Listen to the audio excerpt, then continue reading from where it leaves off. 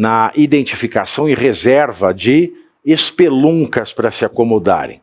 Entre as ações foi criada uma plataforma oficial que reúne mais de 4.000 espeluncas em Belém, com tarifas que, apesar de espeluncas, variam entre 200 e 600 dólares por quarto/dia.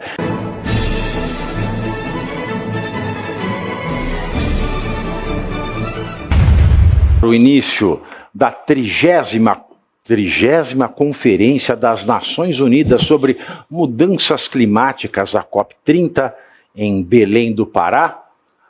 Será que o Lula acha que Jesus nasceu em Belém do Pará? Eu acho que ele vai soltar uma dessa até o fim de novembro. Tá?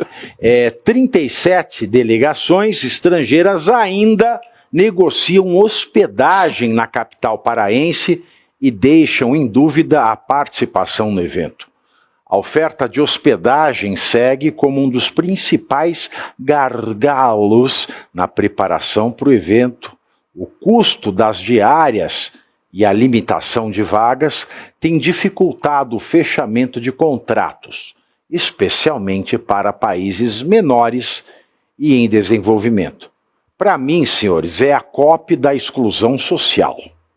Agora, temendo o esvaziamento da conferência por conta da crise nas hospedagens, o governo Lula reagiu e anunciou uma força-tarefa para auxiliar os convidados na identificação e reserva de espeluncas para se acomodarem.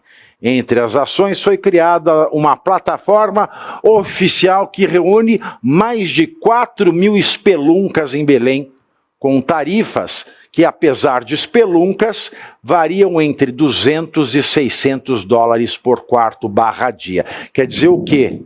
Varia, meus senhores e minhas senhoras, varia entre 1.000 e 3.000 reais, mais de 1.000 e mais de 3.000 reais por dia para você ficar numa espelunca que eu não duvido nada, porque eu já passei por isso, que só tem um cano que sai água fria para você tomar banho quando tem água. Além disso, há também a opção de cabines em navios de cruzeiro, no valor entre 200, no valor aproximado de 200 dólares, mais de 1.000 reais por dia. A organização da conferência também estruturou a oferta de 2.500 quartos individuais, porque as outras espeluncas pode ser aquele quarto coletivo, né? Que você vai, tem 30 dormindo no mesmo metro quadrado. Parece uma cela de cadeia. Parece que está hospedado no presídio lá de Mossoró, né? Onde aquele carnaval é louco demais. Então vai ter 2.500 quartos individuais disponibilizados exclusivamente para as delegações.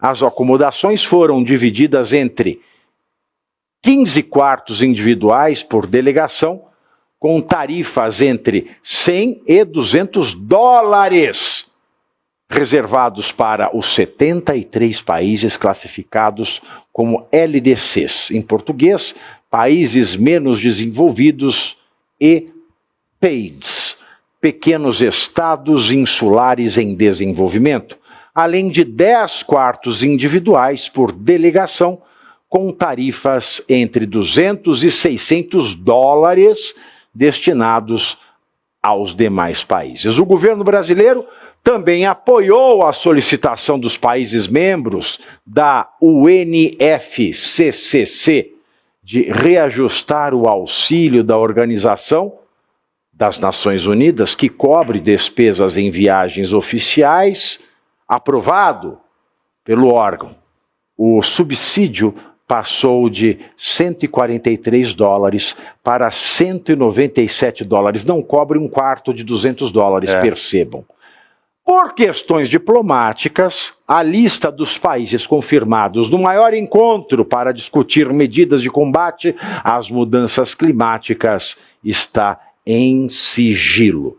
O presidente Lula, sua esposa e sua comitiva poderiam ter ficado hospedados num navio da Marinha durante a COP30, lá em Belém.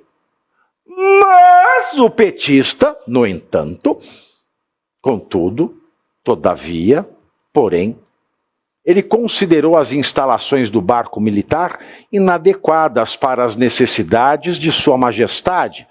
E eu fico me perguntando se a privada que ele carga é de ouro. Sendo assim, entrou em cena uma agência de turismo que localizou em Manaus o iate Iana III, que faz parte de uma frota de embarcações com o mesmo nome, pertencente ao empresário Iomar Oliveira, que aluga embarcações ao governo amazonense e cuja família também tem negócios em outras áreas, como a Oliveira Energia, que vendeu, negócio aprovado recentemente, a Amazonas Energia, a Âmbar, que é do grupo JF, dos irmãos Wesley Safadão. O Iana III, que serve a Lula, é conhecido no estado. Já esteve envolvido em denúncias de crimes eleitorais no Amazonas. Em 2021, a juíza eleitoral de Coari, Mônica Cristina Raposo, determinou, por exemplo, uma busca, uma inspeção no navio Iana III, então usado pelo governo do Amazonas. O barco aportou no município para entregar cartões de auxílio provido pelo governo, mas moradores locais fizeram fotos e vídeos flagrando o desembarque, o descarregamento de cestas básicas, dentaduras e outros materiais que seriam destinados ao comércio ilegal de votos. Em Manaus, os contratos públicos de locação da embarcação também escandalizaram a população. Diante do luxo bancado com dinheiro público, o governo do Amazonas, assim como a comitiva de Lula, deram justificativas parecidas para buscar o iate. Estrutura, conforto, sofisticação, requinte.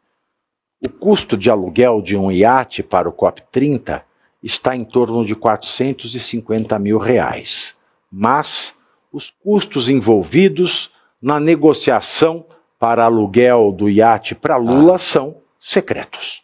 Por fim, o presidente Lula autorizou o uso das Forças Armadas para garantir a lei e a ordem, a GLO, lá em Belém durante a realização da COP30. O decreto da GLO foi publicado no Diário Oficial da União desta segunda-feira, ontem, dia 3 de novembro, e vale para o período de 2 a 23 de novembro. A medida busca garantir a segurança dos eventos e dos participantes da reunião da cúpula de líderes da COP30. Além da capital paraense, a autorização engloba áreas com infraestruturas críticas nos municípios de Altamira e Tucuri. Aí eu fico me perguntando, os complexos do Alemão e da Penha não são áreas críticas? Pois é, a gente comentou isso ontem, né, Pavinato? Ele autorizou para o Jader Barbalho, né? É o nome do governador, que é amigo dele, que é um parceiro. Helder é filho do Jader. Isso, perdão. Helder Barbalho, que é um apoiador, obviamente, do governo Lula, e não deu para o Rio de Janeiro, que está enfrentando essa situação que a gente está tratando aqui há dias. Agora, quem poderia imaginar, né, Pavinato? Está tudo secreto quanto aos gastos? Quem poderia imaginar que tudo isso tem envolvimento, que tem algum tipo de falcatrua, né? Que tem coisas obscuras, que já teve ilícitos envolvendo todas essas negociações e a empresa do Omar que está alugando a embarcação, né? Tem, mas não pode falar. Ah, é verdade, mas não é. É verdade, mas tem que falar que não é. Então é isso, a matéria está trazendo só esses elementos, então quem poderia imaginar que pesam elementos sobre essa verdade? Contra o barco. O Lula é uma vítima, ele não sabia de nada. Verdade. Como todo bom corno, ele nunca sabe de nada. É a lógica, né? Eu não falei que ele é corno, eu comparei aos cornos que não sabem de nada. Perfeito. Deixo claro. Okay. É possível que esse tema também seja um dos temas proibidos na próxima eleição, vai se saber, sem porque dúvida. A gente já está aqui fazendo um compilado de temas que certamente na próxima eleição pode ser que aconteça uma decisão falando, não pode falar desse tema. Mas acho que nada representa mais a cara do governo Lula do que isso, esses grandes barcos de luxo, para aconchegar essa elite progressista. E vamos lembrar que as teses defendidas na COP30, elas não suportam o contraditório. São teses que não são impostas, existem dezenas, centenas, milhares de pessoas que estudam o tema e alegam que essas teses não são necessariamente corretas, principalmente na questão da matriz energética, mudança para energia elétrica. Então é tudo questionável isso. E tudo, sempre essa questão da COP30 implica mais impostos e controle do poder decisório, sempre pelas mesmas pessoas, no caso, essa elite progressista junto com o Lula. Ou seja, para a cidade de Belém, é válido, interessante receber a COP30, vai ter as suas obras ali, obras viárias, ter o legado da COP, ou da Copa, né? Falava legado da COP, o legado da Copa. Dos outros negócios no Brasil. Agora, igual na Copa do Mundo, ficou um monte de estádios públicos, né? Estádio para a máquina pública ter que bancar estádios. Agora na COP tende a ficar esses elefantes brancos, mas a cidade necessitava de grandes obras. Agora a gente sabe como que o governo Lula normalmente toca obras, apesar de que teve uma grande operação que mencionava essas obras, que ela foi toda desmontada a operação. E até se falar, você vai ser condenado, porque você está acusando pessoas de processos que foram depois anulados, né? Inclusive por decisões recentes, a cada hora vai sendo anulado tudo que aconteceu na Operação Lava Jato. Então, que tiveram erros, né? A gente sempre deixa isso muito claro. Agora, nada mais representa o Lula do que esse gasto público secreto, que ele falou que não teria, num grande, gigantesco iate de luxo, com todos os seus amigos ali, para falar bobagens e leviandades e falar de democracia, certamente. E nos discursos dele, que ele fará vários, certamente, já teve o da Janja falando que não tem floresta, né? Sem floresta não fica de pé sem existir mulher, que até ninguém entendeu até hoje. Então vai ter discurso do Lula também, certamente vai falar da democracia. Os amigos dele não vão mais tocar no tema Trump, que parece que já esfriou pro Lula, né? Era o grande amigo, o Zina ali, agora claro, não tem mais nada. Então vão tentar a todo custo, e o Lula sempre com essa ideia de ser o líder de algo, o líder do sul global que não existe, o líder de alguma coisa, ele não consegue ser líder de nada. Então agora na COP é mais uma tentativa, lamenta-se, né? Porque a tendência ali é de muita roubalheira e a gente fica duvidando das possíveis potenciais denúncias depois de corrupção, porque é uma grande simpatia, pelo menos na minha visão, do aparato público para com o Lula e o lulismo. Não sei o que acontece, que é uma simpatia, assim, uma demora para investigar, ter o devido processo legal, tudo bem demorado, não é igual do pessoal do 8 de janeiro, que é um processo numa instância única, que todo mundo vai preso e fica lá para sempre, e não se fala nem mais de anistia, então é bem diferente, depende do grupo que você tá, Pavinato. Olha, tem um homoafetivo aqui no chat.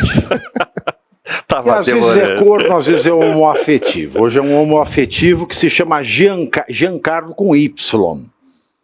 Ou seja, um nome que era para ser italiano, mas tacaram um Y ali, cagaram, não é nem americano, nem brasileiro, nem italiano. Giancarlo. É um nome inferniano.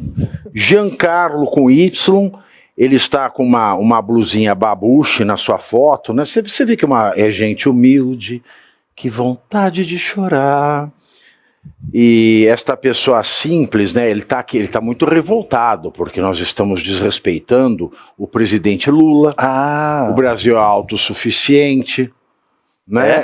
O Giancarlo, ele é muito cheio de si. Eu queria convidar o Giancarlo a ir à puta que te pariu. A meretriz que deu a luz. Então, por favor, tome o teu rumo, procure a casa da tua mãe e pare de encher o meu espacuvá neste chat ao vivo. Agora, ainda na COP30, esta é o Giancarlo com Y. Giancarlos com Y. Ai, meu Deus, Gianky. Gianky, por isso que é homoafetivo. É o Gianky. Saiba que enquanto a imprensa malha os presidentes dos Estados Unidos e da Argentina, chamando-os de negacionistas. E você aí já está preparado para ter todos os argumentos para dizer que Marx não foi um cara legal, para dizer que o comunismo não é um lugar para diversidade? Para desmontar essa grande fake news histórica da esquerda, que é repetida por nossos professores de história, de geografia, de sociologia, que é repetida nas universidades, que é repetida nos livros.